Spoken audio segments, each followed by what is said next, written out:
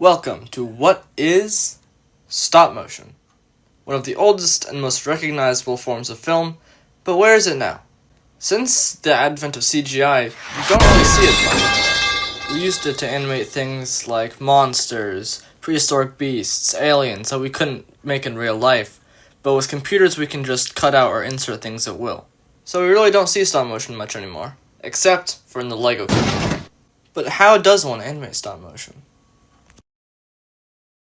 We're going to need a few things before we start animating, namely a camera and a subject. We can also have additional things, a set, background characters, or even vehicles, but all you really need is something to film with and something to film. I can't really tell you what you need for your animation because that depends on what your animation is. But you will need a sticky tack because it allows for you to stick things in place and connect things where there aren't connection points, without damaging the figures. You'll also need a program. Stop Motion Studio is good for beginners and it has everything you need.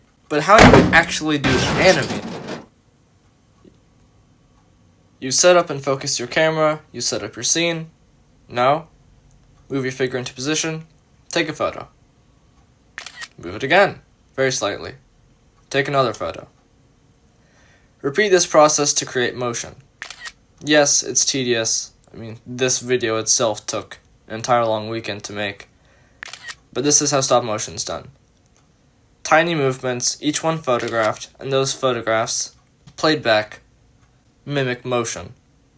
It's a good idea to watch your animations periodically while you're making them so that you can make sure they look fluid. That's the process. This animation here took a relatively short amount of time to make, given as I'm only moving one figure per frame. But larger animations where I have, say, a full squad of soldiers all doing something take a lot longer because you have to move everything before taking a picture, every time. And that's it. That's all you'll need to animate stop motion. Or is it? Watch how this guy moves. Was that fluid? Definitely not. Another example. Not fluid. Fluid. The first one did not have any acceleration. The movement was all exactly the same. Whereas the second one had acceleration. This is called easing in and easing out. Easing in and out creates a much smoother motion. Easing in and out creates a much more lifelike feel. There's another concept directly related to easing in and out. Gravity, and also, of course, weight. A common problem is having your objects appear weightless, which I'll demonstrate with Sledgehammer. Without easing in and out, with easing in and out. Exaggerating the easing in and easing out really helps to sell the weight of an object. The two big things that weight helps with is large props, like, say, a spear, and falling objects. Really. It helps with anything being affected by kinetic energy. Speaking of which, how did this gun just fire? Practical effects are physical elements used to replicate the effect of something. I didn't just shoot that Russian soldier, but it looked like I did. These effects can be cotton, bricks, or even pen. Practical effects can also be used for impacts, explosions, liquids, breaking things, and so much more. But what about sound, or things we can't make physically? Wait, no! I'm in. Is that running Windows Vista? Computers. They allow us to add sights and sounds to our animations which we couldn't have without them. Stop motion, being a collection of pictures and not an actual video, needs for sounds to be added digitally. Sound makes it a lot better.